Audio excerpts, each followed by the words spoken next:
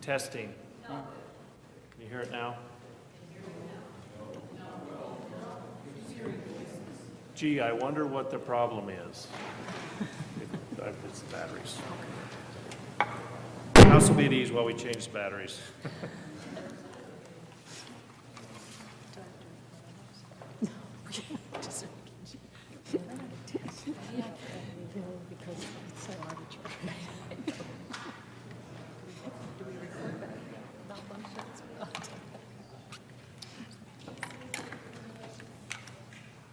Good. We get more people coming. By the time he changes the batteries, will be good.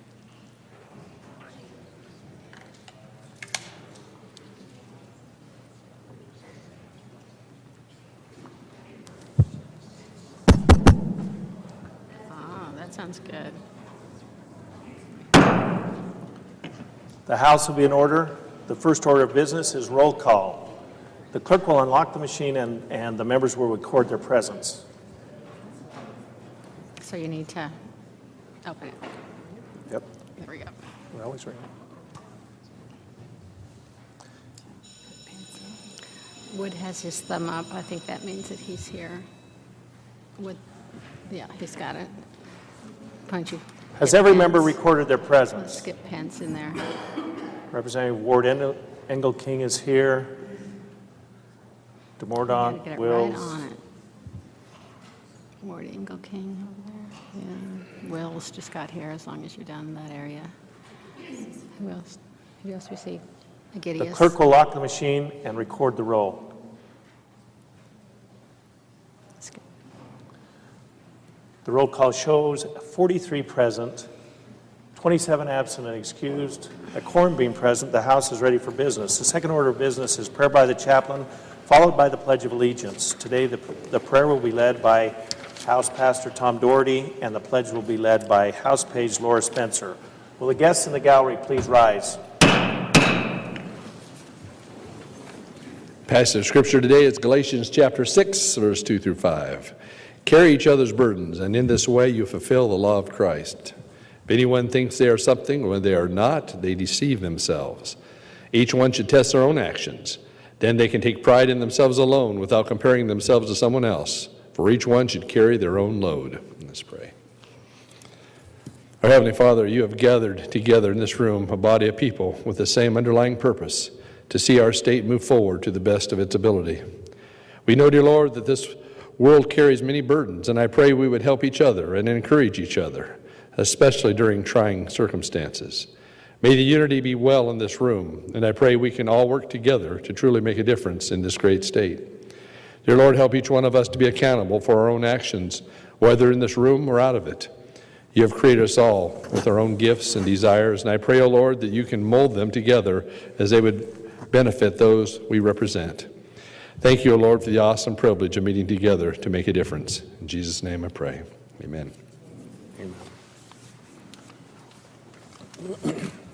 I Pledge allegiance to the flag of the United States of America and to the republic for which it stands, one nation under God, indivisible, with liberty and justice for all. Thank you.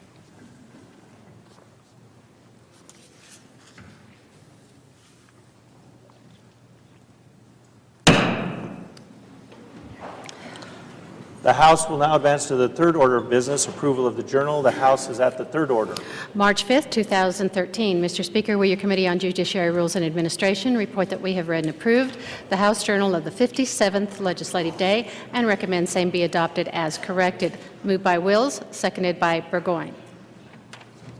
You've all heard the motion. All those in favor say aye. Those opposed say nay. The ayes have it, the motion carries, and the report will be adopted. The House will now advance to the fourth order of business, consideration of messages from the Governor and the Senate. The House is at the fourth order.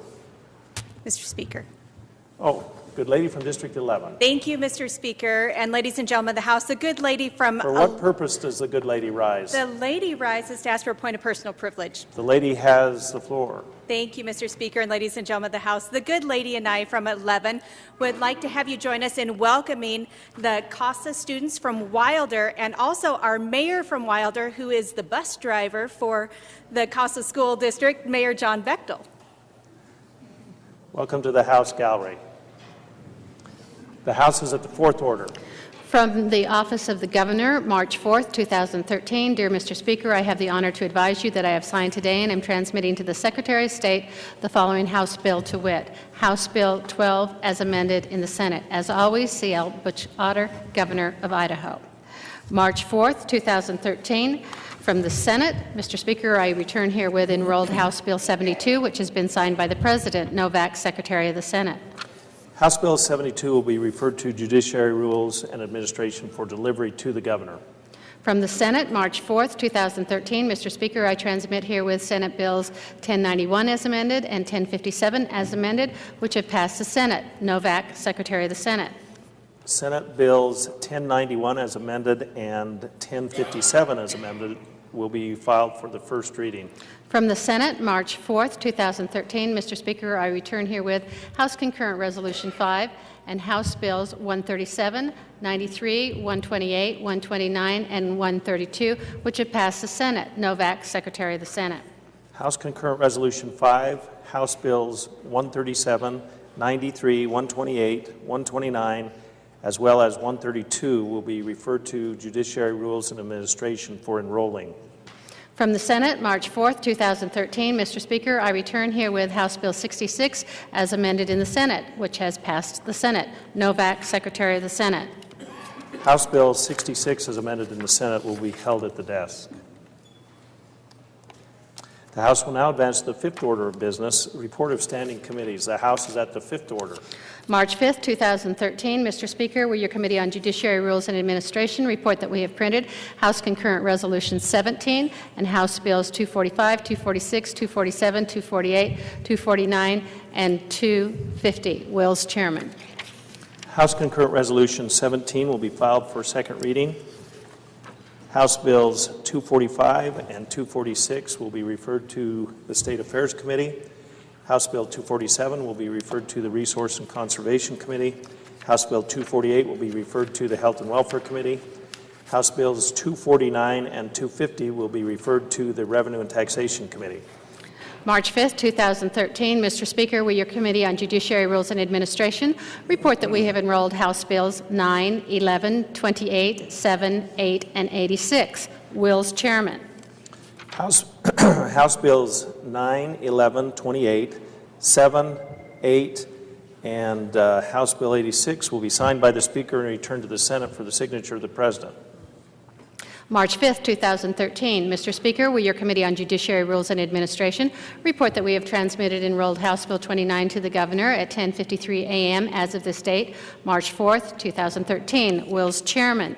March 5th, 2013. Mr. Speaker, will your Committee on Judiciary Rules and Administration report that we have transmitted enrolled House Concurrent Resolution 4 to the Secretary of State at 10:58 a.m. as of this date, March 4th, 2013. Will's Chairman. March 4th, 2013. Mr. Speaker, will your Committee on State Affairs report that we have had under consideration House Bill 223 and recommend that it do pass. Lurcher, Chairman. House Bill 223 will be filed for the second reading. March 5th, 2013. Mr. Speaker, will your Committee on Transportation and Defense report that we have had under consideration Senate Bills 1043, 1050, 1081, and 1083 and recommend that they do pass. Palmer, Chairman. Senate Bills 1043, 1050, 1081, and 1083 will be filed for second reading. March 5th, 2013. Mr. Speaker, will your Committee on Agricultural Affairs report that we have had under consideration House Bill 208 and recommend that it do pass. Andrus, Chairman. House Bill 208 will be filed for second reading. March 5th, 2013. Mr. Speaker, will your Committee on State Affairs report that we have had under consideration Senate Bill 1058 and recommend that it do pass. Lurcher, Chairman. Senate Bill 1058 will be filed for second reading. Without objection, the House will now advance to the seventh order of business, motions, memorials, and resolutions. The House is at the seventh order. In the House of Representatives, House Concurrent Resolution Number 18 by State Affairs Committee, a concurrent resolution stating findings of the legislature and calling upon the Department of Administration to develop a plan to improve the development, management, and reporting of contracts, to train contract development and management personnel, to review a database of contracts, and to develop a plan to identify and outline the duties of project managers. House Concurrent Resolution 18 will be referred to the Judiciary Rules and Administration Committee for printing. The gentleman from District 14. Mr. Speaker, point of personal privilege, please. The gentleman has the floor. Thank you, Mr. Speaker, members of the House. Today in the gallery, we are honored to have with us Andy Chin, if you don't mind standing, Andy. Andy's the Director General for Taiwan. He's stationed in Seattle, and he's visiting with us today. And he's brought with him Richard Lin, who's a good friend of mine. We love seeing Richard when he's here all the time. And a new person, Sophia Chi, and they're being followed around by Anjali, I can't pronounce your Waybright from the Department of Commerce, but we're glad to have them here with us today, and welcome to the great state of Idaho. Thank you. Director, welcome to the gallery. Mr. Speaker.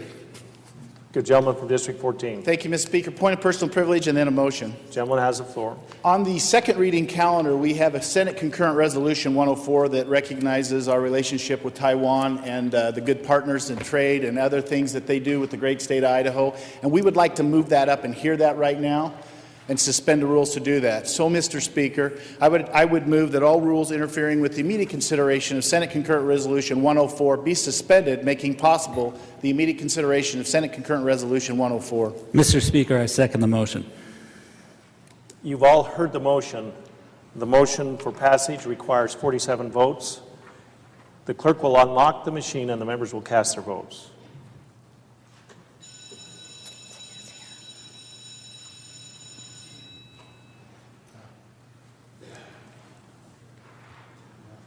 Horman. Representative Bateman votes aye. Have all the members voted? Gideus? Does she vote aye? Nielsen? Does he vote aye? Nielsen? Nielsen and Moline. Representative Moline, how do you vote? Representative Moline votes aye. Representative Nielsen, how do you vote? Representative Nielsen votes aye. Clerk, does any member wish to change his vote? The clerk will lock the machine and record the roll. Okay, that's good. The roll call shows 67 aye, 0 nay, 3 absent excused, more than two-thirds having voted in the affirmative. All rules have been suspended, allowing for the immediate consideration of Senate Concurrent Resolution 104. The House will have on the floor the Senate Concurrent Resolution 104. Good gentleman from District 6. Mr. Speaker, I ask unanimous consent to dispense with reading of Senate Concurrent Resolution 104. You've all heard the unanimous consent request. Is there an objection? Hearing none, the good gentleman is recognized to open the debate. Thank you, Mr. Speaker. Ladies and gentlemen of the body, we've had a long and fruitful relationship with the Taipei and Taiwan, and it's an honor to have the delegation here today and honor them with this resolution. Taiwan is our second largest export destination and is a large part of the success that we've had in increasing our exports. They are a great trading partner, but perhaps more worthy of recognition is the fact that they are a true multi-party democracy. They've had elections where they've had the peaceful transition from one party to the next and are honoring us in their modeling of their democracy after ours. And so, Mr. Speaker and ladies and gentlemen of the body, I'd like you to vote yes for this resolution, recognizing them for their friendship, for their economic activity, and for their support for freedom and democracy. Thank you, Mr. Speaker. Thank you, good gentleman. Is there further debate? Hearing none, the debate is closed. The question is, good gentleman from District 13. Thank you, Mr. Speaker. We have a roll call vote, please. A roll call vote has been requested and will be granted. Is there further debate? Hearing none, the debate is closed. The question is, shall Senate Concurrent Resolution 104 pass the House? The clerk will unlock the machine and the members will cast their votes.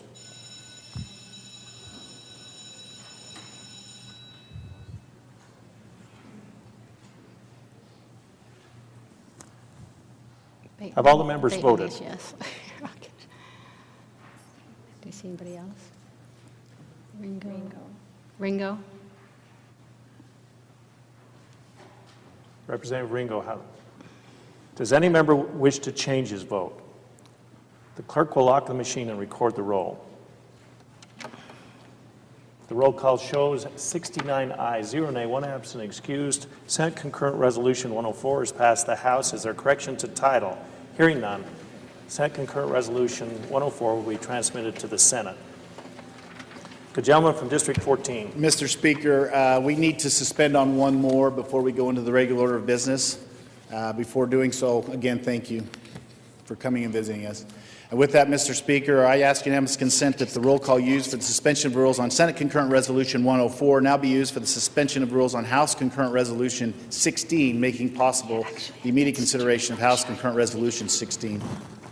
You've all heard the unanimous consent request. Is there an objection?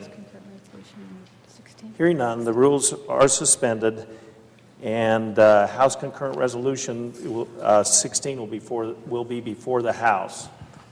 Good lady from District 26. Thank you, Mr. Speaker. I ask unanimous consent to seats for the reading of House Concurrent Resolution 16. You've all heard the request. Is there an objection? Hearing none, the good lady has the floor. Thank you, Mr. Speaker. Good ladies and gentlemen of the House, this resolution is designed to recognize and declare support for the Invent Idaho program and to declare a Invent Idaho Day to celebrate our state's young inventors. Invent Idaho program was created in 1989 to encourage and recognize students for their inventions, designs, and innovations. That year, 2 ladies traveled around the state giving workshops to other teachers to launch the Invent Idaho concept. Since that time, thousands of students have participated in competitions that highlight innovative ideas and creations. In 1990s, the Idaho Falls area held huge regional competitions in the local mall. North Idaho joined the movement, and it progressed to the point where this past January, over 200 young inventors' creations were on display at Silver Lake Mall in Coeur d'Alene. The first ever state competition was held and hosted by the University of Idaho last year in Moscow. There was over 200 regional winners in that competition. This year's the best projects from the 3 regional competitions will meet once again in Moscow, March 8th and 9th. There are many benefits to this program. Among them, addresses the STEM goals, science, technology, engineering, and math. And it focuses on 20th century skills, including communication, critical thinking, and creativity. It develops real-world problem-solving skills and meets the national demand for innovation, enabling Idaho students to compete in a global economy. Last year's Best of Show, Carson McGee was selected as the Juvenile Diabetes Research Foundation's ambassador for his project. In this position, he will get the opportunity to meet President Obama and address the U.S. Congress about diabetes this summer. As you may have noticed, this competition takes place in a week, this next weekend, I should say, and I was only recently asked to recognize this event. The announcement of this legislative support in this resolution would add even more prestige and excitement to their competition this weekend. I would like to thank my fellow education members for expediting the movement of this resolution, as well as that as the leadership of this body to get it to this point so quickly. To complete this rather fast journey, I would ask your green light on this, this resolution. Therefore, and I'll repeat the last part of it, that it be resolved by the members of the first regular session of the 62nd Idaho Legislature of the state of Idaho that we do hereby declare our support for an Invent Idaho Day to acknowledge and celebrate this creative student work, and additionally would invite a display of such projects at the Capitol Rotunda after each state competition. And incidentally, my fellow members, if you indeed see your way to pass this resolution, I believe I see a challenge building for the body across the rotunda to match our efficiency. Thank you. Is there further debate?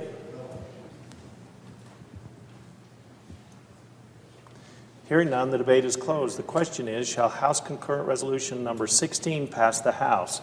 The clerk will unlock the machine and the members will cast their votes.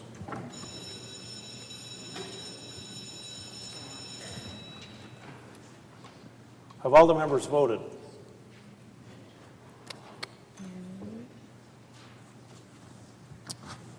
Agidius. Does any member wish to change his vote? The clerk will lock the machine and record the roll.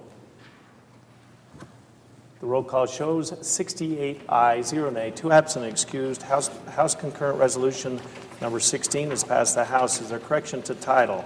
Hearing none, House Concurrent Resolution 16 will be transmitted to the Senate. The House will now advance to the 8th order of business, introduction, first reading, and reference of bills and joint resolutions. The House is at the 8th order. In the House of Representatives, House Bill number 251 by Appropriations Committee, an act appropriating monies to the Industrial Commission for fiscal year 2014, limiting the number of authorized full-time equivalent positions and providing guidance for employee compensation. House Bill number 252 by Appropriations Committee, an act appropriating monies to the Department of Insurance for fiscal year 2014, limiting the number of authorized full-time equivalent positions and providing guidance for employee compensation. House Bill number 253 by Appropriations Committee, an act appropriating monies to the Public Utilities Commission for fiscal year 2014, limiting the number of full-time equivalent positions and providing guidance for employee compensation. House Bill number 254 by Appropriations Committee, an act appropriating monies to the Department of Environmental Quality for fiscal year 2014, limiting the number of full-time equivalent positions, appropriating and transferring monies to the Environmental Remediation Basin Fund, expressing legislative intent regarding the Environmental Remediation Basin Fund, and requiring an annual report, expressing legislative intent with regard to the use of Water Pollution Control Fund, and providing guidance for employee compensation.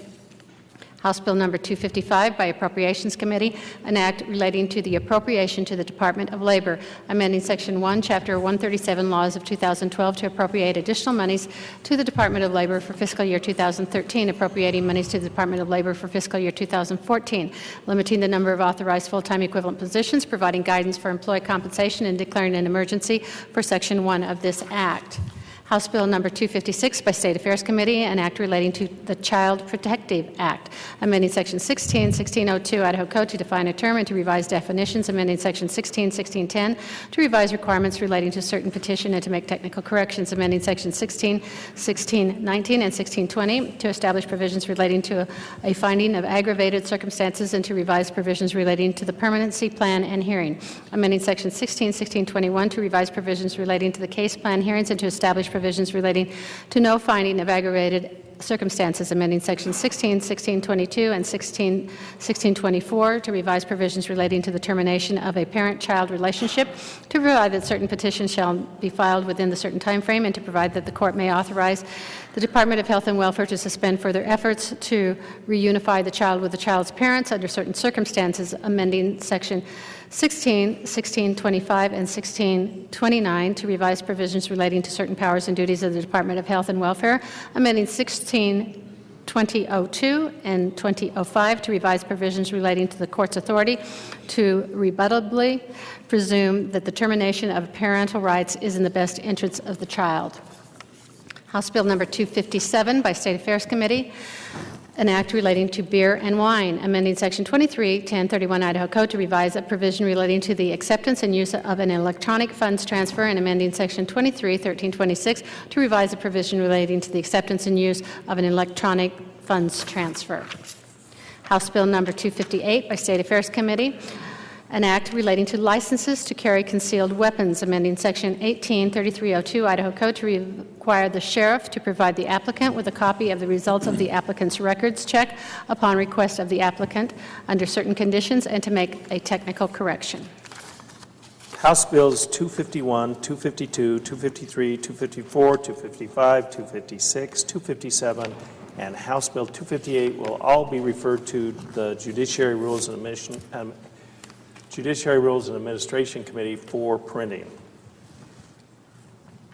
In the Senate, Senate Bill Number 1091, as amended by Education Committee, an act relating to education, amending Section 33-1002 Idaho Code to establish provisions relating to an online course portal, advanced opportunities, and the 8 in 6 program, amending Section 33, 1020, and 1024 to provide that certain monies may be expended for the development and maintenance of an Internet-based portal, to establish provisions relating to certain courses available, to provide that the portal shall include certain customer ratings and a notification capacity, and to provide that the portal shall facilitate communications, amending Chapter 16, Title 33, Idaho Code by the addition of new Section 33-1626 to establish provisions relating to certain advanced opportunities, eligibility for dual credit courses, and the distribution of certain monies, and to establish provisions relating to certain end-of-course advanced placement examinations and the distribution and reimbursement of certain monies not to be paid for certain Idaho Digital Learning Academy enrollments, to revise provisions relating to eligible courses, to establish provisions relating to enrolling in eligible courses, to establish provisions relating to credits and grades for online courses taken, and to make technical corrections.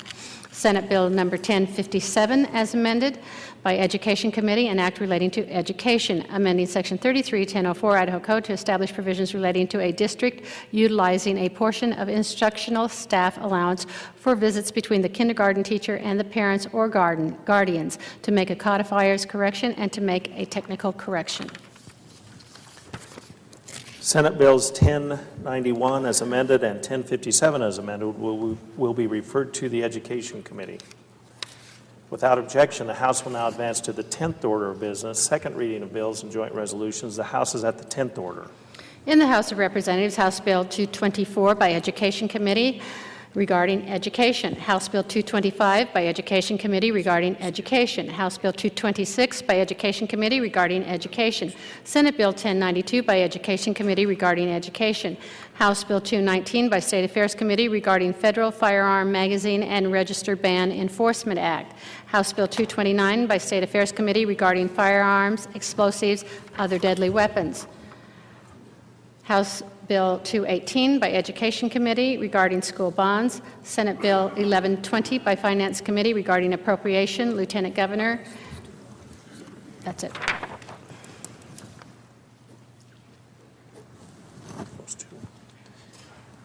House Bills 224, 225, 226, Senate Bill 1092, House Bill 219, House Bill 229, House Bill 218, and Senate Bill 1120 will all be filed for the third reading. The House will now advance to the 11th order of business, third reading of bills and joint resolutions. The House is at the 11th order. The House will have under consideration House Bill 206. Could gentleman from District 24. Mr. Speaker, I ask for unanimous consent to dispense with the reading of House Bill 206. You've all heard the unanimous consent request. Is there an objection? Hearing none, the good gentleman is recognized to open the debate.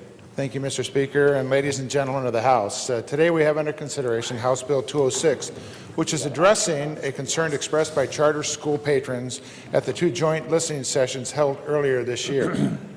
We heard from many of these citizens of the challenges of K-12 education, how all public schools are struggling, especially in light of the decreased funding over the past few years. We also heard how charter schools have struggled with the decreased funding and have tightened their belts without an alternative source of funding, including supplemental levies and facility levies.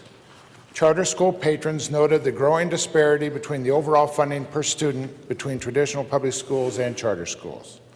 A recent calculation was done by the State Department of Education indicated that the average charter school is now spending $549 of their average daily allowance on facility leases and payments.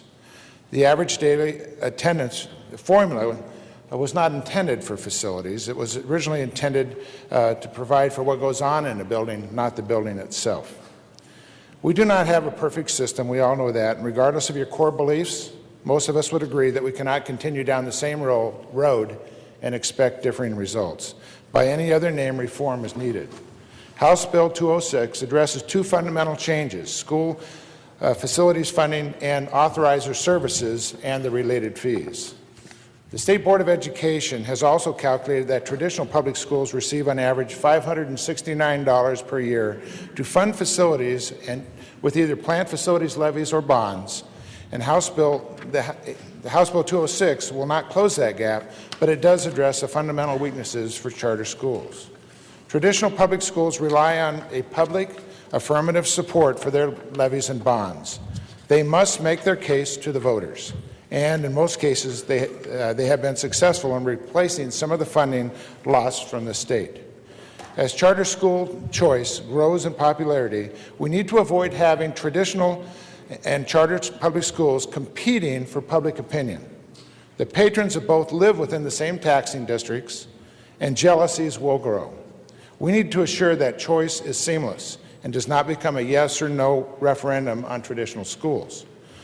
House Bill 206 would provide a phase-in of facilities support for the brick-and-mortar charter schools. This does not include the virtual schools.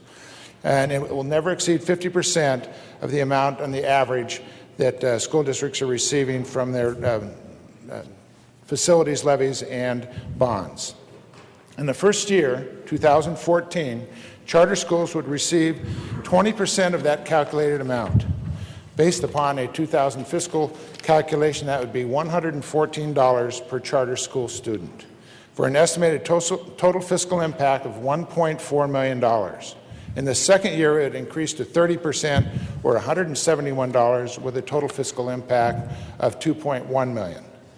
Each year thereafter, in which the total state support for education grows by at least 3%, the formula would increase by 10% to a maximum of 50%.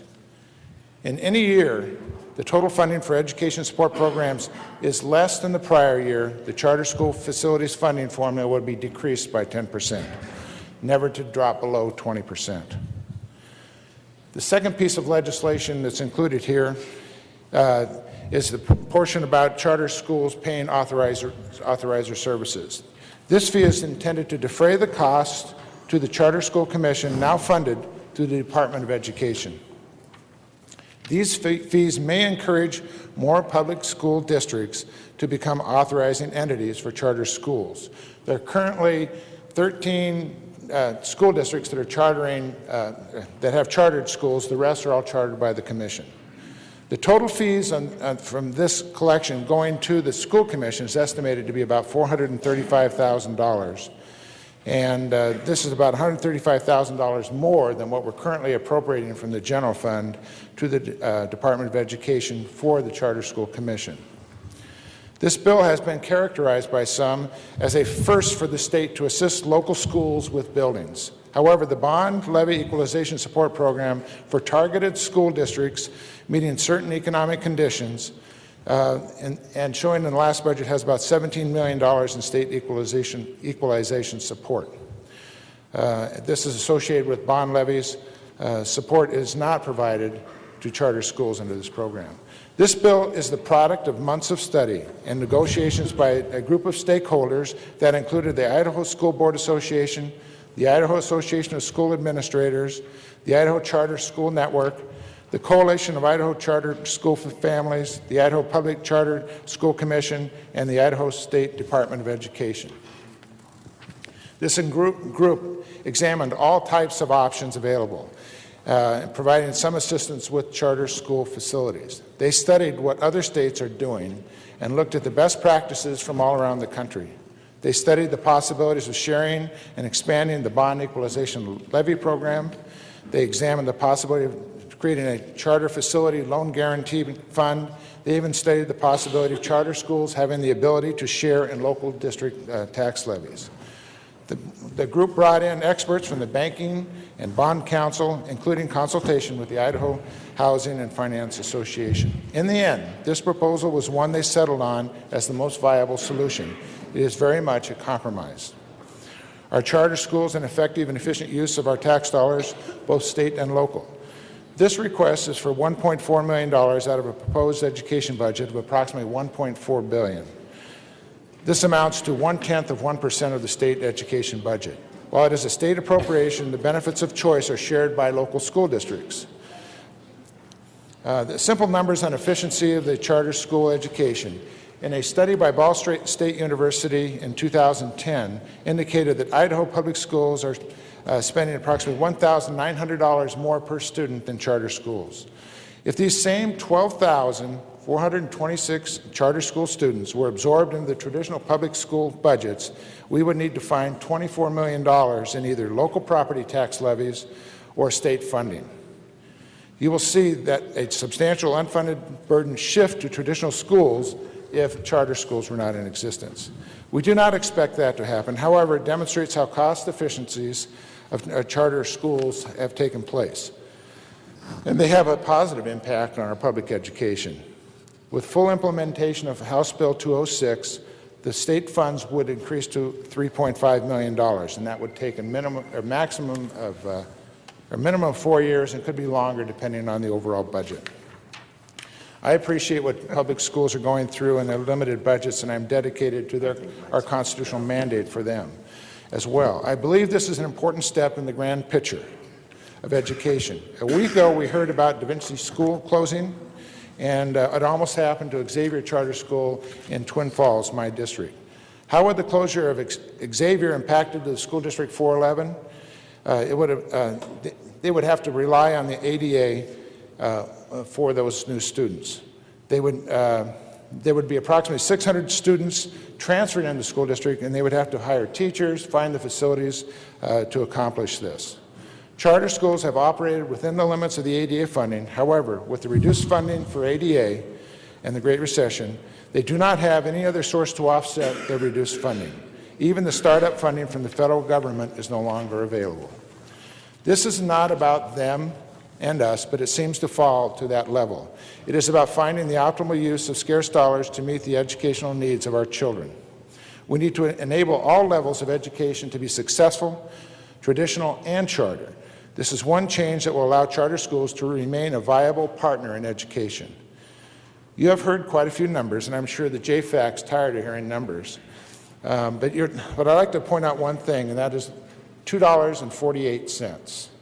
This is the amount of money per student that traditional public schools would see to fund the first year of charter school facilities bill. Remember, $2.48. Thank you for your patience. This has been a lengthy explanation. I ask for your green light on House Bill 206.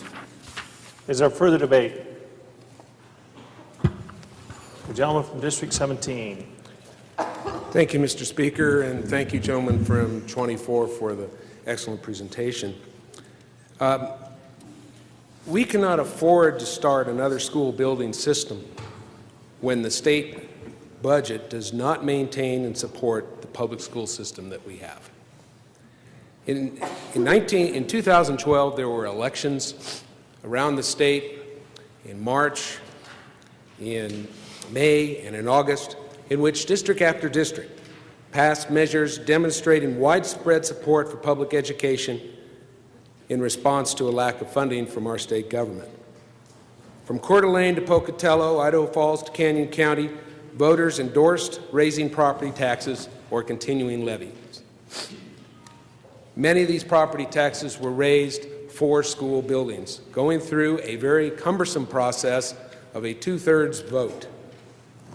In March 2012, Boise, with a 71% vote, approved a new levy of $14 million a year. Meridian passed a 2-year, $28 million levy. In May of 2012, Middleton passed a $1 million annual levy for 2 years, and Melba, a $275,000 one-year levy. In August, 19 of 20 school district proposals passed, many for a lot of money, such as $32 million in Coeur d'Alene for a bond. We should not start a new program until such time as local districts don't have to raise property taxes in order to support our schools. And there are two other funding developments that are cause for alarm. Washington, D.C. borrows 34 cents of every dollar it spends, according to one Idaho participant on Meet the Press last Sunday. Sequestration will have a consequence, but even more importantly, the federal spending has got to be reduced over the next couple of years, and that will impact our state and local budgets. We cannot continue trillion-dollar deficits, just as we could not continue with a real estate industry that saw inflated real estate prices. Second, We have legislation to eliminate certain taxes and to give tax credits. And if enacted, our public schools could suffer even more at the state or local levels. Using general fund money is not fair to the public schools or those who have worked through the election process for decades. It is a significant departure from the historic way in which school buildings have been funded. And very importantly, we are talking about school buildings, school facilities, because this is a separate program that we are establishing. There is a solution that is fair. There is a level playing field. Charter schools could be given the opportunity to go through the same process as the public schools. We should respect the level playing field, and I urge a no vote. Thank you. Is there further debate? Gentleman from 16. Thank you, Mr. Speaker. Would the good gentleman from 24 yield to question? Will the gentleman from District 24 yield to a question? Gentleman yields. The gentleman yields. Thank you, Mr. Speaker. Thank you, good gentleman. When this state money is used to build a charter school, will the state have title to the charter school? Gentleman from 24, and I would caution the good gentleman from District 16 that this is not a cross-examination. Gentleman 16, the funds are not to build a new school. These funds are intended to support the facilities requirements of charter schools, so there would be no new school built. A further question, Mr. Speaker? Will the gentleman yield further? Yes. Gentleman yields. The purpose of the legislation, as I understand it, is to help schools acquire the facilities that they will be housed in. Have I misunderstood the legislation, Mr. Good gentleman? Gentleman from 24. Gentleman from 16, I don't know if you have misinterpreted the message. These charter schools, this funding will go to all the charter schools, not just those that are about to build or to expand. It will go towards offsetting their cost of facilities that's now currently being absorbed with the average daily attendance valuation. Mr. Speaker, a further question? Will the gentleman yield further? He will. Gentleman yields. And, good gentleman, who is it that will own the facilities, either acquired or built with this money? Gentleman from 24. Yeah, to the gentleman 16. Charter schools are owned by, of course, the charter school entity. If the charter schools fail, my understanding is they will revert back to the authorizing entity. And that's one reason that we are proceeding with trying to have more funding towards the authorizing fee to encourage more school districts to become that authorizing entity. Okay. Mr. Speaker, further question? Will the gentleman yield further? Yes, I will. Gentleman yields. Thank you, Mr. Speaker, and good gentlemen. When the buildings revert to the authorizing entity, are you meaning to say that they are reverting to the State Charter School Commission, the school district, or the Charter School Board? Gentleman from 24. The good gentleman from 16. When I say it reverts, obviously if a charter school fails, there's financial issues that have to be resolved. However, when I say it reverts to, any remaining assets would go to the authorizing entity, not to the school board. It would go, the authorizing entities currently are either the Idaho Charter School Commission and or the local school district. Okay. Further question, Mr. Speaker? I will allow further questioning, but you know what I'm talking about, good gentleman. Yes, Mr. Will the Speaker. gentleman yield? Yes. Gentleman yields. Good gentlemen, are the monies that charter schools use to construct facilities, when they construct those facilities, do the public contracting laws of the state of Idaho apply to the charter schools when they build those facilities? Gentleman from 24. Mr. Speaker, I'd like to yield to the gentleman from 14. Will the gentleman from District 14 yield to that question? I would be glad to yield. Gentleman yields. Go ahead. So let me provide a little bit more clarity in terms of this situation here. The majority of our schools today actually don't own the building, they're leasing the building. So the reality is that in those situations, the lease is then terminated and the school would then go on. But let's take a scenario where they are actually trying to acquire their own building or build their own building. In a default situation there, first all the creditors would be paid. That would, in fact, you're going to see some companion legislation which further defines that. But being as it is today, it would be the teachers would get paid first, et cetera, and then any outstanding debts. And then the gentleman is correct in the way he's defined that after that, then anything else would then, if there's any assets left over at that point in time, which I would find it probably unlikely, but if there is, would probably go back to the authorizer in that point in time. Further debate? Mr. Speaker, would the gentleman from 14 yield to the question I asked the gentleman from 24? Could you restate the question, please? Yes, thank you, Mr. Speaker. And gentleman from 14. Well, let's ask the gentleman if he yields. I will yield. I apologize. I thought I was answering the question. The gentleman yields. Please restate the question. Okay. My question related to the Public Works contracts provisions of Idaho law, which require bidding, and there are other requirements. Do those apply to the construction of a charter school? Gentleman from 14. Good gentleman from 16. You know, I should know the answer to that question, but off the top of my head, I'm sorry, I don't have the answer to that. I apologize. Thank you, good gentleman. Mr. Speaker, to debate the bill. The gentleman has the floor. Thank you, Mr. Speaker. Ladies and gentlemen of the House, I think there is a real issue, number one, as to whether the public school children in the state of Idaho in traditional schools are going to be able to afford what has been described as $3.5 million a year, perhaps, in 4 years, certainly $1.4 million in the first year, given the state of our education budgets. But beyond that, I think it's clear that what we are doing is we are using state money, and if I understand the formula correctly, we take the dollar value of all bonds and levies in the state divided by the number of public school students in the state to arrive at a number, a dollar number. We then in the first year multiply that number by 0.20 to arrive at $570 per charter student per year, and the charter school receives this money even if it has adequate facilities already, whether it's leasing them or whether it has built them. In year two, the multiplier grows to 0.30. In succeeding years, the multiplier can go up or down as much as 10% based on the amount that the legislature appropriates for education. The multiplier can never be less than 2.0, nor more than 0.50. And when state education funding increases by at least 3%, charter school facility funding goes up 10%. Whether the charter school needs the money or not, whether the charter school has facilities or not.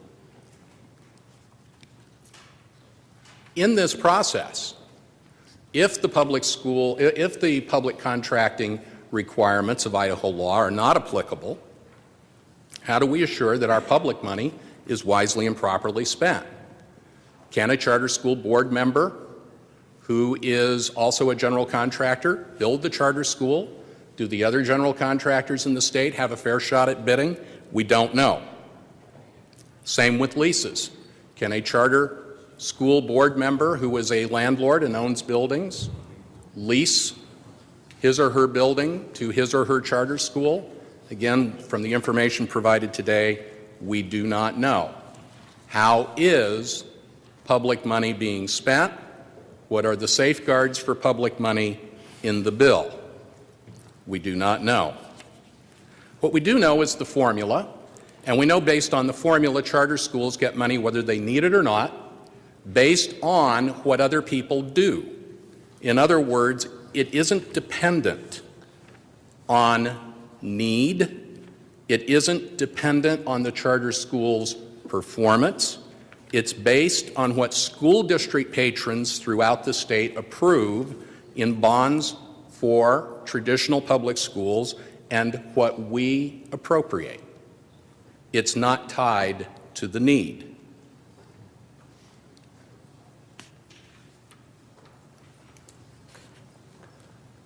I think this is a situation where the enthusiasm for an idea has exceeded or gotten ahead of the sound management of public funds and the needs of the vast, vast majority of students who sit in traditional classrooms day in and day out for the school year. And therefore, I will be voting no. Thank you. Is there further debate? Good lady from District 18. Thank you, Mr. Speaker. Though I understand charter schools were compelled to bring this bill due to lack of education funding, I am actually in favor of increasing their funding. However, I am concerned with the precedent this bill sets of providing state education dollars to fund facilities. As you know, school districts are currently required to run bonds or levies to fund facilities, and they must get voter approval for these bonds and levies. I did try to amend this bill, in committee, to provide for more transparency and accountability. My amendment would have distributed funds to public charter schools who have been in existence for 2 years and meet state academic standards. We know that charter schools are incubators of innovation, but as we know, sometimes those experiments fail, and this would protect charter schools from negative publicity regarding facility money that came from the state being spent on unsuccessful charter school experiments. I think I need to ask permission to reference another bill at this point. The lady is asking unanimous consent to reference other bills. Is there an objection? The lady may proceed. Okay, there's a companion piece or companion bill that goes to this, and it's House Bill 221, and it allows for Idaho colleges, universities, both private and public, and 501c3s to become chartering entities. And this bill, I believe, will significantly increase the number of charter schools authorizers in the state, and I think we're going to see a huge fiscal impact on that bill, where currently it doesn't look like that much money, but I think when we start going down this road, we're going to see a great number more charter schools. And I think I also worry that we'll be sending Idaho tax dollars to out-of-state corporations who oversee these newly established charter schools under the 501c3s or the private colleges. So I ask for a no vote on this bill while you allow the governor's task force to put in a plan in place that hopefully will address some of these ideas and make it easier for charter schools to get financial support. Thank you. Thank you. Is there further debate?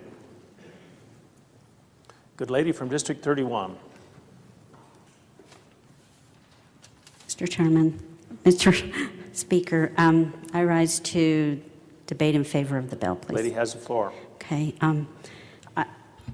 I come from a traditional school district. I was a trustee on my local board, and I was also a representative on a charter school that my school district had chartered before I came on my board. So I have experience in this area. Also, there are a number of charter schools in my, well, not in my school district, but in the area that affects my school district.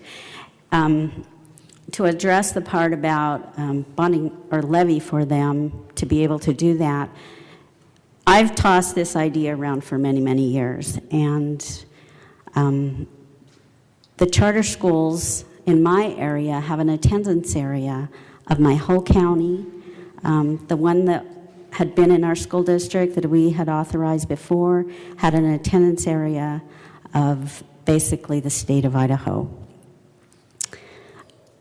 Who would the charter schools go to ask to vote in their levies and bonds? Who would they go to be able to get the money from at that point because of their large attendance areas. That was one difficulty that they have. The other piece of this was that a lot of this had been vetted through this task force that had been working since, I believe, last spring. We have been working through, and the subcommittee that talked about facilities funding vetted all kinds of things through their committee. The School Boards Association representative that was on that committee were very good, very, very strong people who brought a lot of things to the forefront. This whole charter school, these two charter school bills were put together by this task force. And let me tell you, there was a lot of dissension, and they came to an agreement and felt like this was probably the best solution for charter schools in our state at this point.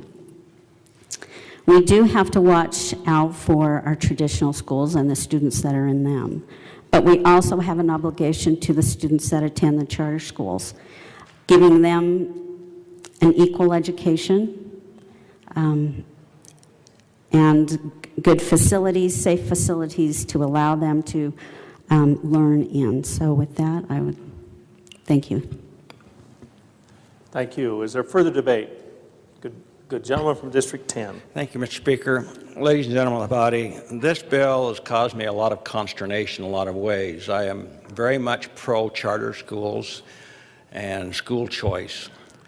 The one issue with this bill that does concern me, though, is the fiscal impact. I spoke with the sponsor of the bill yesterday about it in terms of what the statement of purpose says in terms of the fiscal impact.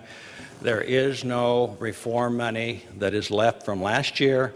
There is no money in this year's budget for a reform package for that money to come out of. There are two places in the next year's budget for public schools, which was set yesterday in JFAC, that this money could come from. One of those places would be PSEF, the Public Education Stabilization Fund. The other place would be under the facilities aspect of the public school budget. Within that part of the budget, though, there is only about $6 million. So you're taking about 20 to 25% of the money which would go out to the local school districts for repairs and maintenance to be used for this charter schools. So I just want you to be aware of those facts in terms of where the money might come from. Thank you, Mr. Speaker. Is there further debate? Good gentleman from District 6. Thank you, Mr. Speaker.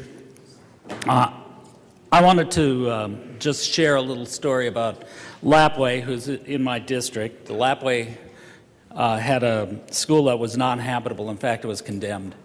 They could not, however, pass a bond, so the state funded the construction of the school. However, they assessed a levy without a vote of the people. I think that this whole process of assessing all of us without a vote of the people for charter schools is what bothers me. We can form a charter by a board going to an appointed and not elected body, and now they have a funding stream on autopilot. It will never come back to this body because it's outlined exactly what it is every year from here on. And again, without any vote of the body. And I think that's a real unfair situation, and I would hope you'd vote no. Is there further debate? Good lady from District 30. Thank you, Mr. Speaker. I rise to debate in favor of the bill. Lady has the floor. Thank you, Mr. Speaker. In regards to some of the concerns that have been addressed, I would argue that the need for a place to learn is universal. Unless we're in a virtual charter school or a virtual school environment where a parent is providing a home environment to learn in, that need is universal, and the need to pay for it is universal. Coming from a school district who has built 6 new buildings in the last 8 years, we understand that we also have 3 charters in our district, and we understand what they go through. They don't have a district to turn to. As was referenced earlier by another representative, they don't have a district or an electorate to turn to because of the nature of how they operate and when they are state authorized. if I could have thought of a better compromise than the one that has been brought to this body, I would have proposed that and brought it. I can't think of a better alternative.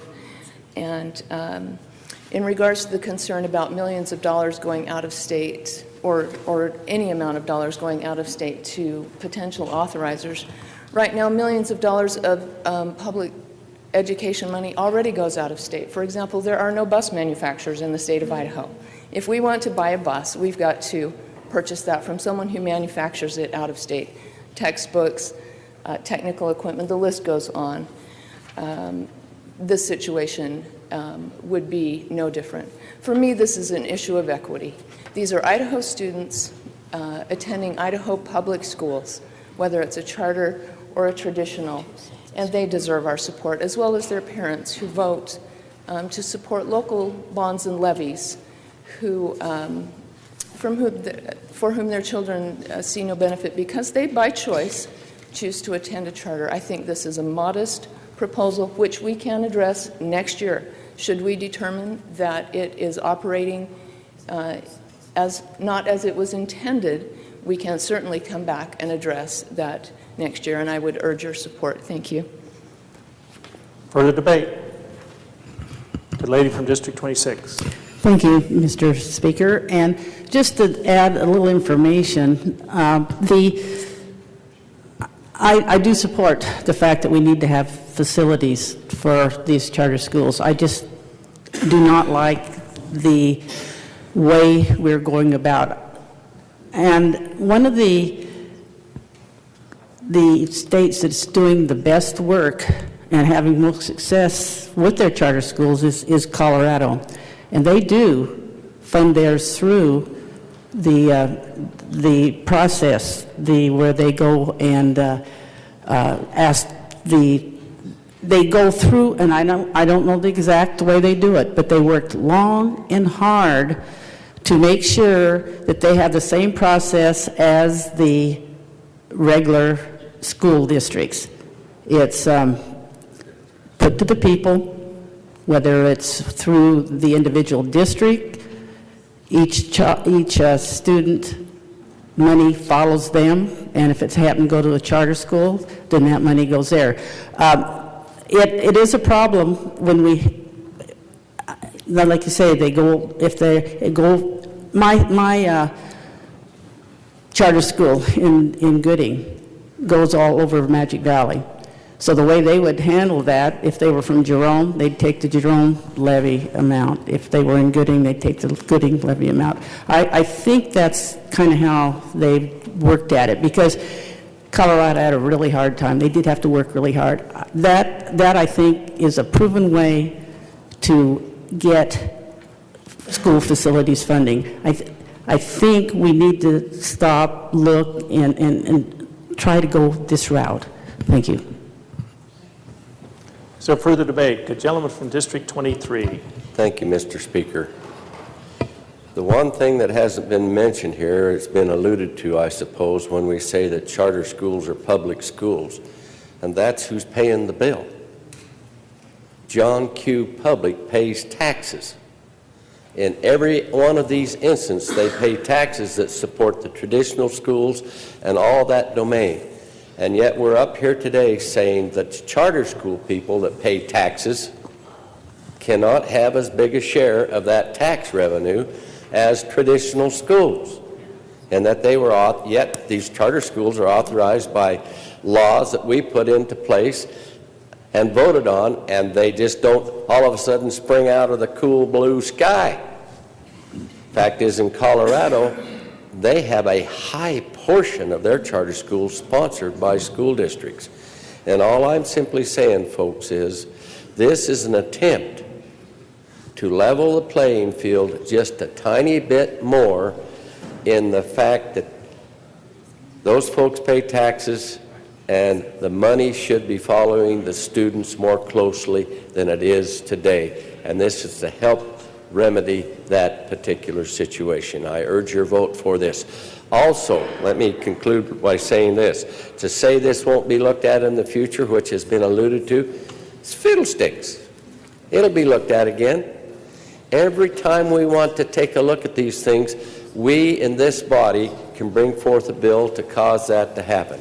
We cannot stop future legislators from doing those very things that we're doing now. So remember that.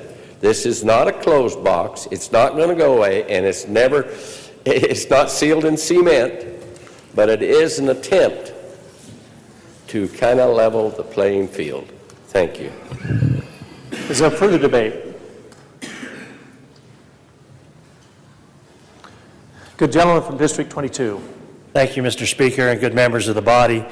I appreciate them passing out all this information on all the levies that were passed. And I want to remind members of the body that those members who are sending their children to a charter school, they're still paying that levy. They're paying that increased levy on their property taxes that are going to the public school without getting any benefit back to their own school. And so just a reminder that we do all share in the funding of the public education as well as in the charter schools. Thank you. Is there further debate? Good lady from District 8. Thank you, Mr. Speaker. It's kind of interesting to listen. And this is a tough one. You're going to have to decide whether you vote with your heart or with your head. If you have a heart, you can vote with it. If you have a head, you can vote with it. If you have neither, let's just all go to the ladies' room. This is really tough for me because I was here when we did the charter schools. I was for them 110%. And one of the sales pitches was, well, my favorite was parental choice. I think parents need all the choices they can possibly get for places to send their children for an education. And then the second was, they talked in terms of there would be a more innovative curriculum. I don't remember the exact language, but I thought, yeah, great. And then third was we can do a better job and we can do it cheaper, which is probably still the case. But also this summer, I received letters from the charter, and here again, every time we start something, it suddenly burgeons into a big organization, and the big organization has lobbyists, and they all come down here and make me miserable for 3 months. But anyway, I got this literature, and I thought, whoa, what happened to my charter schools? They wanted to be able to pass bonds. They wanted to be able to have supplemental levies, overrides, all of the things that we are accustomed to for public education. And every year when we come over here, education, and that includes higher education, public education, they never have enough. We'd have to have a printing press in the basement, I think, to really meet everybody's needs. And there is no such thing as a level playing field. The playing field is only as level as you can make it when you're running. We can't level playing fields. We keep trying, but I haven't seen one yet. Now, the thing that bothered me about the information that was coming to me this summer was what happened? Why don't we just change the name back to public education? Well, maybe the curriculum is still better. Maybe the surroundings are still better. Maybe the parents are happier. I don't know. But we have private schools, yes. They don't require anything from the state. Probably they're expensive, and you might not be able to put your child in one. The little homeschool, it's not little anymore. I remember carrying a tax credit bill that got killed, horribly killed in the Senate for tax exemption status for people non-use of public schools. And that would have qualified the homeschoolers to get a little tax break. They didn't want it. They wouldn't take it. In fact, they came and said, get us, don't use us. So this has really been a struggle. And when I taught school, incidentally, I taught in a rural school. I had 21 kids, 6 grades. It took a lot of imagination and a lot of organization. But it was a great way, a great way. And the actual, in fact, when I taught, I could have gone to my old high school and taught in my subject, which was science, for $250 a month, I went out to the little country school, which was funded by I guess we'd call them a district now, the board members out there, the community, and they'd start me at $300. That's why I went to the country school. But at any rate, this is tough, but I think I've got to look at some dollars. And I don't know that it's fair the way it's distributed now. But whatever happens, you're going to increase spending. And if you haven't learned anything from the federal government, it's time you did. The problem that the feds have, that we keep having here, is spending. Somewhere along the line, we're going to have to quit spending. Sure, they're paying the levies and the so forth and so on, and so are the homeschoolers. So are the private school people. They're paying taxes that we pay to support our public education. I just don't think this is the time to change how we fund. I don't know that there's a better way, but I don't think when we aren't even completely out of a recession yet, we still have people without work. At some point in time, if we go down this road, you've been down it before, you know it never has an end, and you go stop off at your pit stops and you get your taxes raised. You've already had your taxes raised in January by the federal government. You got to think a little bit about spending, what you spend it on, and why you do it. And probably when it comes time to when it comes time to punch my computer, I probably am going to lean in opposition to this measure at this point in time. Thank you. Is there further debate? Good gentleman from District defers. Good lady from District 29. And to debate the bill. Lady has the floor. Well, I'm surprised I'm standing up here, but I've heard some comments, and I'd like to remind the body that when charter schools were put in place, that charter schools had a lower teacher pupil ratio than the traditional public schools, so that the extra money that the charter schools were getting would go to facilities. And that's the way it was when charter schools started. So they do have some money due to the lower ratio. Thank you. Further debate. The gentleman from District 14. Thank you, Mr. Speaker. Let me provide maybe a little bit of perspective as why are we here today debating this issue. The charter schools have one source of funding. It's no different than the other schools in regards to their ongoing state funding, and that's the ADA. They don't get anything more or less. In terms of class size, most of the charter schools I know actually have larger class sizes because in order to afford that building, they have to put more kids in the classroom. So why are we here today discussing this? A couple of factors. One, as we've had to reduce the funding for schools, what have we done? We've cut that ADA, and as a result, our charter schools have taken this hit far worse than the traditional schools. You have before you a list of all the supplemental levies that have been run around the state. Well, guess what? The charters can't do that. They don't have that option. So they're taking the brunt, a higher percentage of all these cuts they take. In addition, when these charter schools started, there was additional money at the federal level and through the Albertsons Foundation to help them get started. That has gone away as well. So the situation has changed dramatically for these schools. If you look at the schools that have failed in our state, they have failed for one reason only, and that is finances. We've just seen it here in Boise. The Da Vinci School, a school that was doing well for their kids, serving a very specific need for kids in our community. Let me share with you the discrepancy we have here in this city. $3,000 difference per child of what the charter schools get versus the traditional schools. That is a huge discrepancy. This doesn't even begin to fill that gap. We're not trying to even begin to create a level playing field here. We're just saying over the years, these folks have taken a dramatic hit, a huge hit. And in spite of that, they continue to perform, actually outperform a lot of their traditional cousins.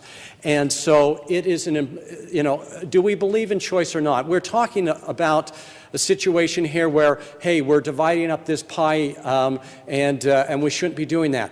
Folks, if this pie isn't already divided into 280,000 different pieces, we're doing a big disservice to our kids.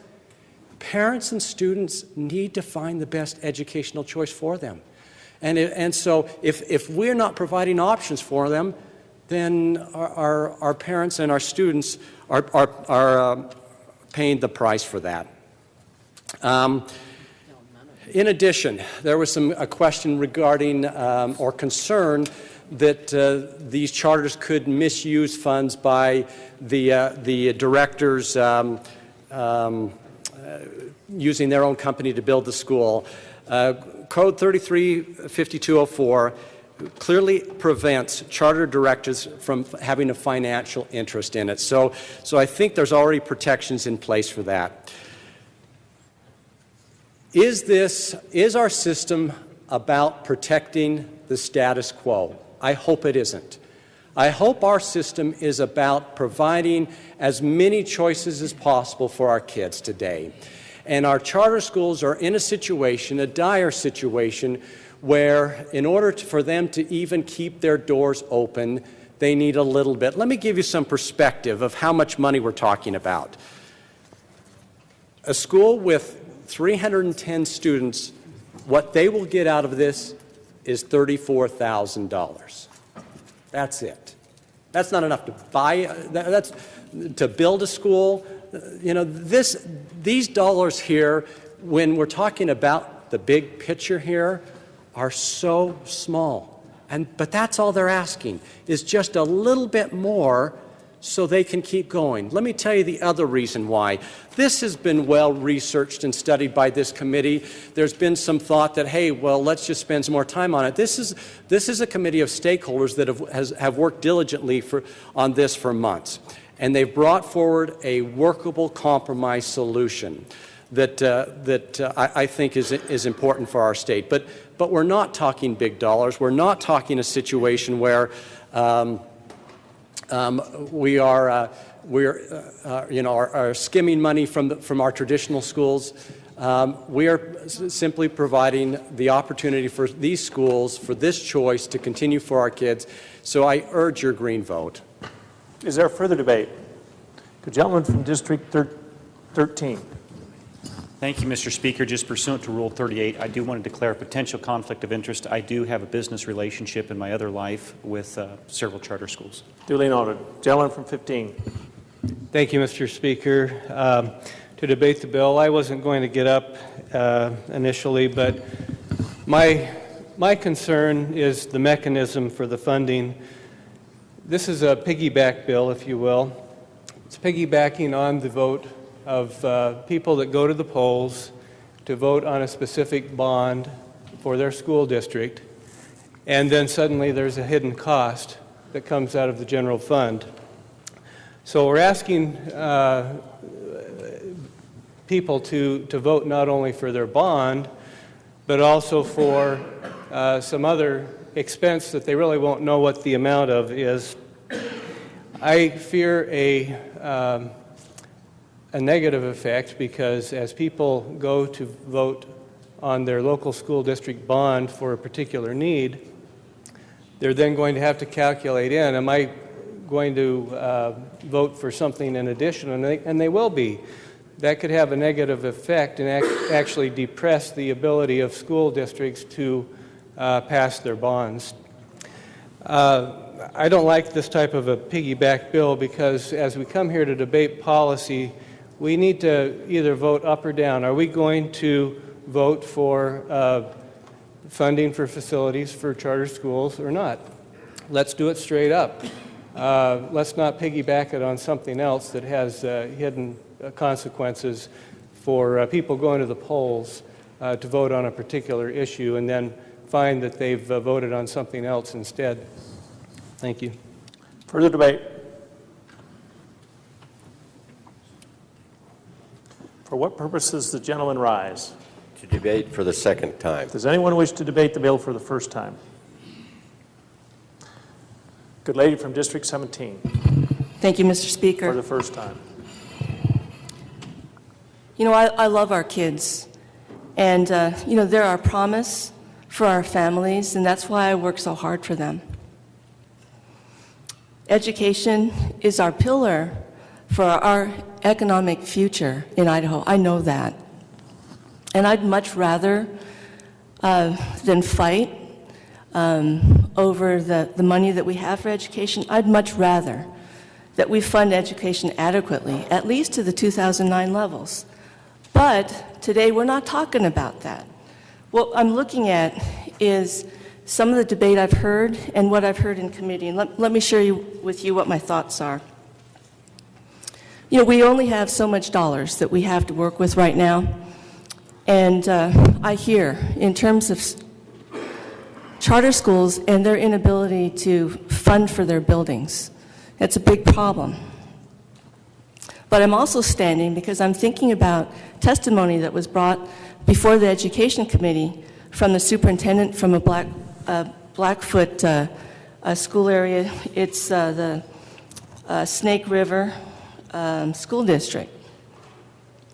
And he's in a situation where the money that comes to their school district is by the vote, by a levy. Just like the 84 of the 115 school districts that had to go a levy this last little bit when we weren't able to fund them properly. Now the problem is they've got a vote coming up on March 12th, and they're not sure that they're going to be able to get it through this traditional method at all.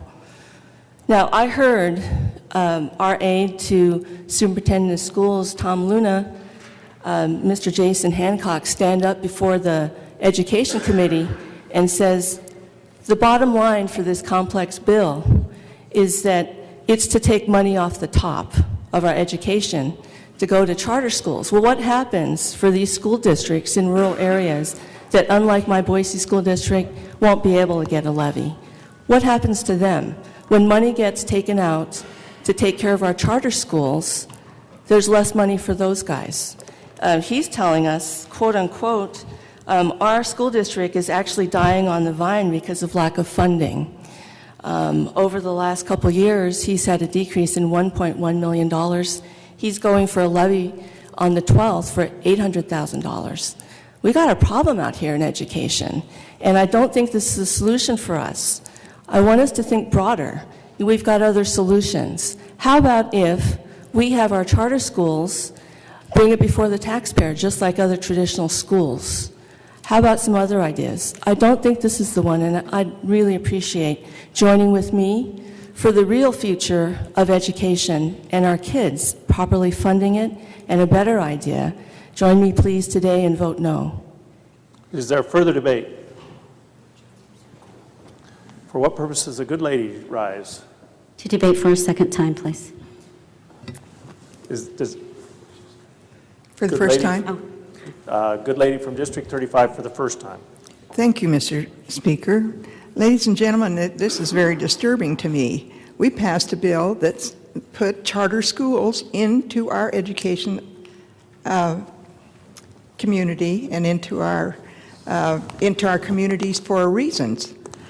Now we refuse, or we're saying that it's really difficult for us to treat everyone the same. I don't know why we want to discriminate. If we are going to, and have said we are, going to provide for parental choice for parents with students in school, and they see the value in a charter school and want to put their child there, many of them walk up to that with volunteer time, volunteer money, and work closely with their association in those charter schools. And all they're asking is they need a good place for their child to be safe, to go to school, and get the choice of education that the parent chooses. I don't understand why we're talking discrimination here. I think all of them ought to be treated the same. And I do know that it is very difficult in some little communities, particularly we have, and I know this doesn't apply, to a Montessori school that has been moved from one building to another building to another building because they're trying to lease and pay for an opportunity to keep that school running. It's an absolutely great school. It has great teachers. It has students that really do well. We've seen them here. They're interested in what goes on in the community. I am not wanting to discriminate against those. However, I again repeat, I know that this does not take care of that particular problem. But we determined to pass the okay for charter schools. Let's give them an opportunity to survive and to be able to go on. I think that the testimony here, particularly from the education chairman, has succinctly put out the problem for us to deal with, and that this is a solution that they came up with, and they've asked us, coming from this committee, to consider this very strongly. I would hope that you would think this is the right way to go for now and give them an opportunity to go forward and be able to continue their charter schools and be successful with them. Please vote green on this. Is there further debate for the first time? Good lady from District 5. Mr. Speaker, well, I understand some of the concerns surrounding this bill. I want to say there's nothing in it that restricts our local school districts with working with the charter schools in their areas in determining the amounts of the levies so that they'll all benefit from these. I also want to remind the body that there are over 3,500 members of the Coalition of Idaho Charter School Families in support of this bill. Thank you.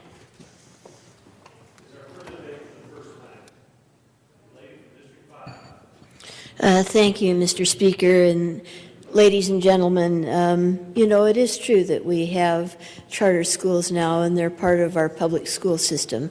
I wasn't in the body when we passed the legislation for charter schools, but I do recall that at times there were certain things that it was agreed they would and would not ask us to do. But for right now, I'm afraid that the lady from 17 has hit the nail right on the head. We have rural schools that are really struggling now. And with the downturn in the economy, one of the things that we have done is significantly reduced the amount of money that we send out to schools to pay their teachers. And that has put particular stress on the rural schools, and I think is responsible for many of the override levies that many of our districts across the state have had to run. So I don't object to looking for a way to help out here, but I'm afraid that this way is going to put a further drain on many of the traditional public schools, particularly in our rural areas. And I visited with a school board from one in our district who is just on the verge of being concerned about having to close their doors because of a shortage in funding. So I would just urge that we put our minds toward looking for a better solution to this problem. Is there further debate for the first time?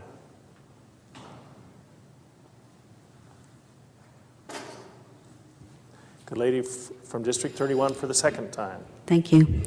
I just wanted to address the lady from 17's comments. Also, permission to reference another bill. Without objection, the lady may reference another bill.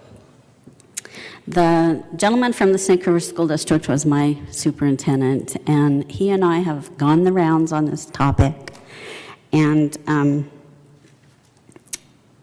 I just wanted to make the point that he has the ability to bond and levy, and charter schools don't have the ability to bond and levy when they face a shortage on their funds.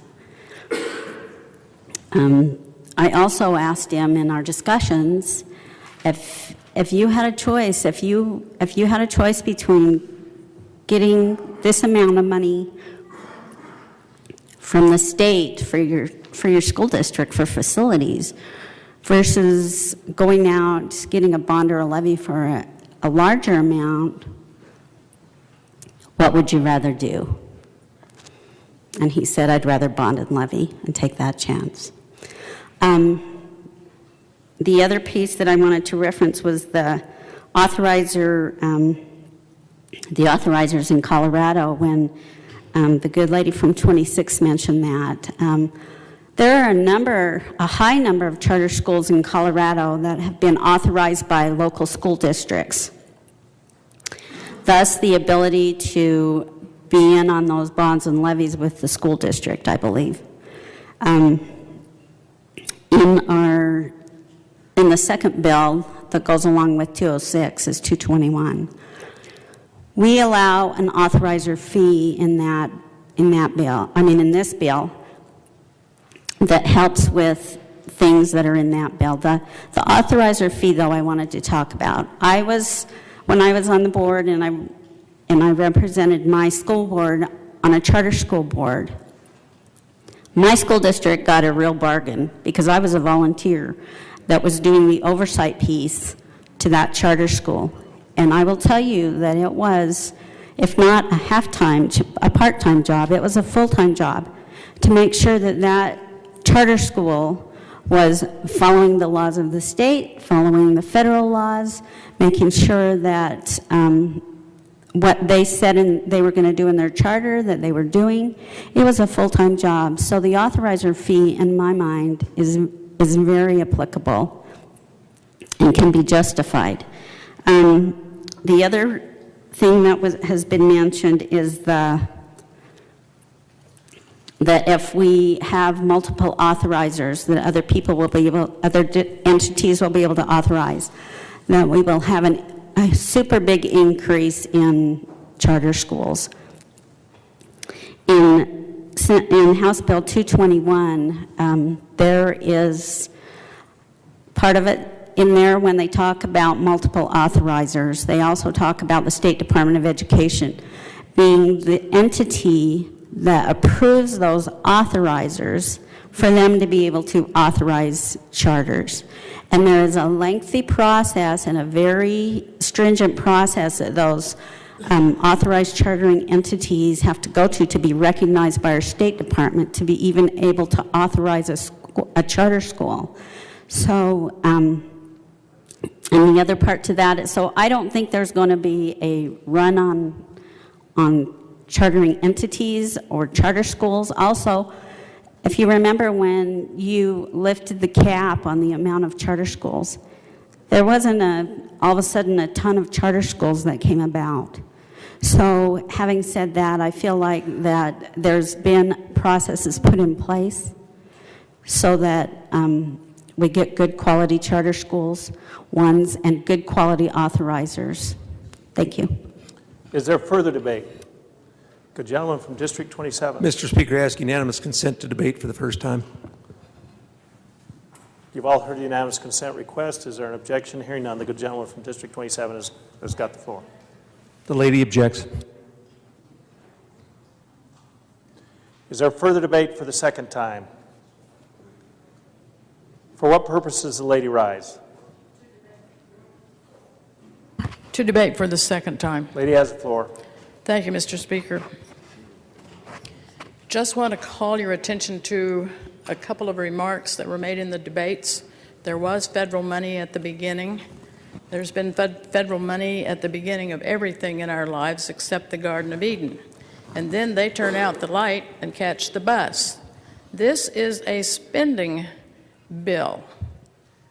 No matter how bleedy you are in the heart, we're talking money here. When are we going to start looking after some of the taxpayers? And I want the body to know I'm not on any side. I'm not on the side of the public education people, for the simple reason that I think they need to go to the woodshed on a regular basis and learn how to prioritize and do their spending. This is a spending problem. We are still in a recession. We still have people out of work. The taxpayers are still picking up the tab. So support whichever group you want, but for now, I'm going to stay with the taxpayer. Is there further debate for the second time? The gentleman from District 23. Thank you, Mr. Speaker. First, let me say in response to the lady from number 5 that charter schools are real schools too.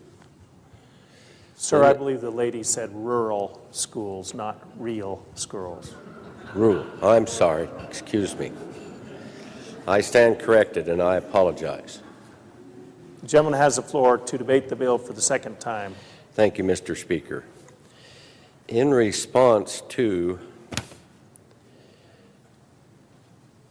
the lady from, well, Representative, and I'm not supposed to use your name. So don't. I won't. From 29. It is true, charter schools have a lower number or divisor so they can get a support unit with smaller amount of students. But the majority of the schools in Idaho operate that way already under the small school districts we have all over the state.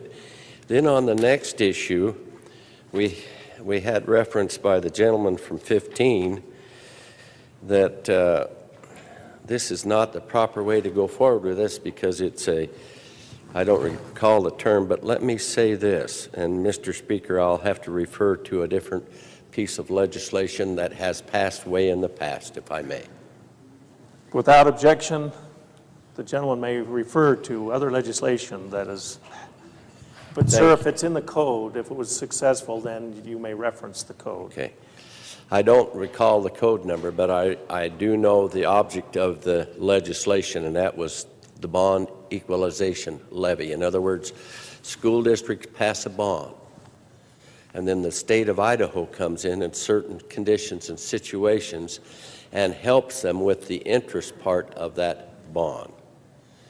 Well, in essence, that's kind of the avenue that we're traveling down with this idea, is to help those facilities, those charter schools with their facility problems to be able to have money to help pay for the rental, the maintenance, or other things with their facilities, much the same as the Bond Equalization Fund helps those districts to pay the interest on their bonds that they created to make their facilities better.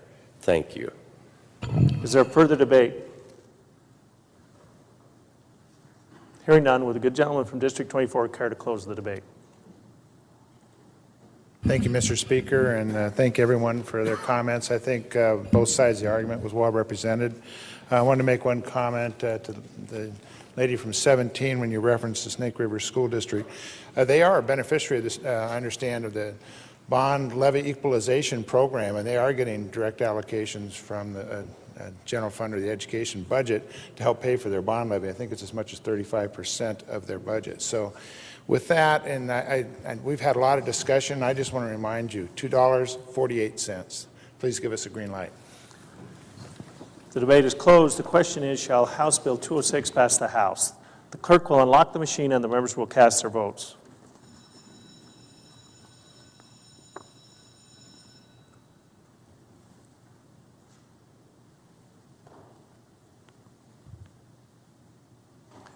Has every member voted?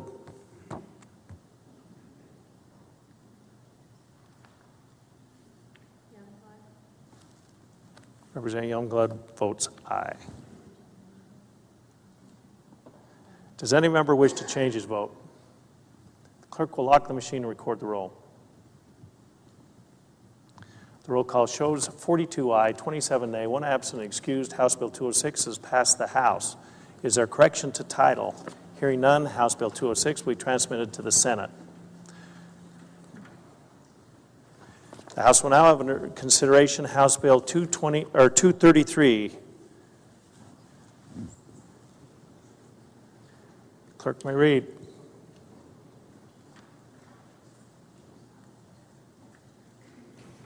The lady from District 5. Thank you. Excuse me, Mr. Speaker.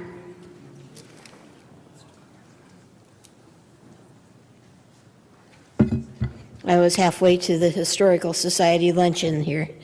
I ask for unanimous consent to dispense with further reading You've all of heard House the Bill unanimous consent 233. request. Is there an objection? Hearing none, the good lady is recognized. Open the debate. Thank you.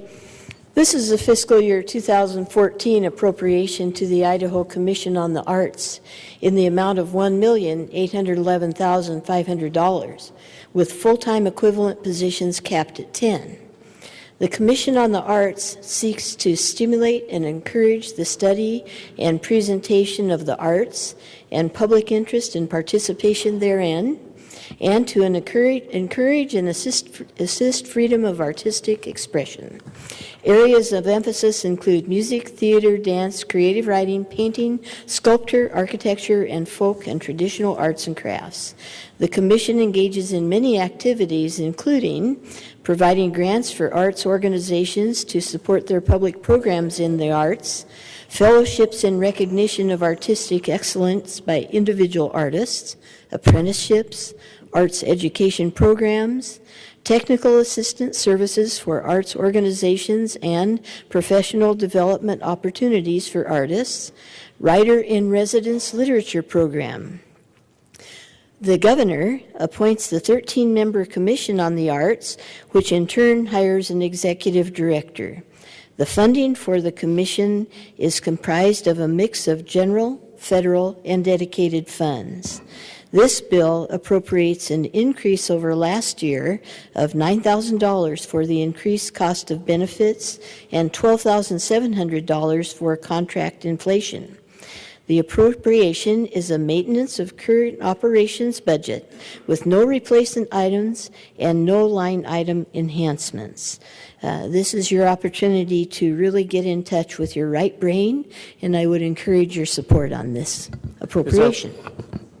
Thank you. Is there further debate? Hearing none, the debate is closed. The question is, shall House Bill 233 pass the House? The clerk will unlock the machine and the members will cast their votes.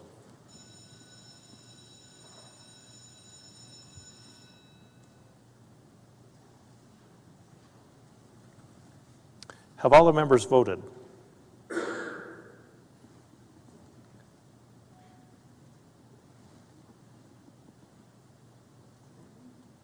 Representative Crane.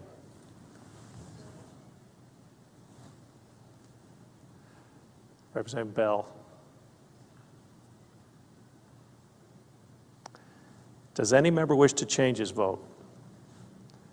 The clerk will lock the machine and record the roll. The roll call shows 41 aye, 27 nay, 2 absent and excused. House Bill 233 has passed the House. Is there correction to title? Hearing none, House Bill 233 will be transmitted to the Senate. The House will now have under consideration House Bill 234. The lady from District 5. Thank you, Mr. Speaker. I would ask unanimous consent that we dispense with further reading of House Bill 234. You've all heard the request. Is there an objection? Hearing none, the good lady has the floor. Thank you, Mr. Speaker. And ladies and gentlemen, this bill is the fiscal year 2014 appropriation to the Division of Human Resources in the amount of $1,678,100 in dedicated funds and an FTP cap of 12. The division manages a comprehensive personnel merit system for classified state employees. The system consists of recruitment, applicant screening, examination systems, job classification, salary administration, employee training and development, an appeals process for disciplinary actions, and an employee information system. Most of the former powers and duties of the Personnel Commission were statutorily transferred to the administrator of the Division of Human Resources in fiscal year 2000. The Personnel Commission still exists to hear appeals of dismissals, demotions, or suspensions by agency directors or rulings made by the administrator. The division administrator is appointed by and reports to the governor. This budget is fully funded with fees collected from a portion of each classified employee position's salary. The appropriation reflects the recommendation of the gentleman on the second floor with 2 minor exceptions. The budget removes $200 for the increase in risk management fees, and it also removes 1 FTP because the position is currently vacant and there is no funding available to fill the position in fiscal year 2014. The bill is a total change of 0.1% over fiscal year 2013. The appropriation is simply a maintenance of current operation budget and funded entirely with dedicated funds. Is there further debate? Hearing none, the debate is closed. The question is, shall House Bill 234 pass the House? The clerk will unlock the machine and the members will cast their votes.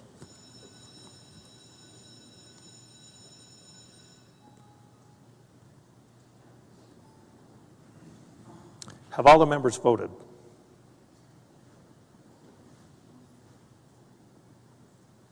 Representative Barrett.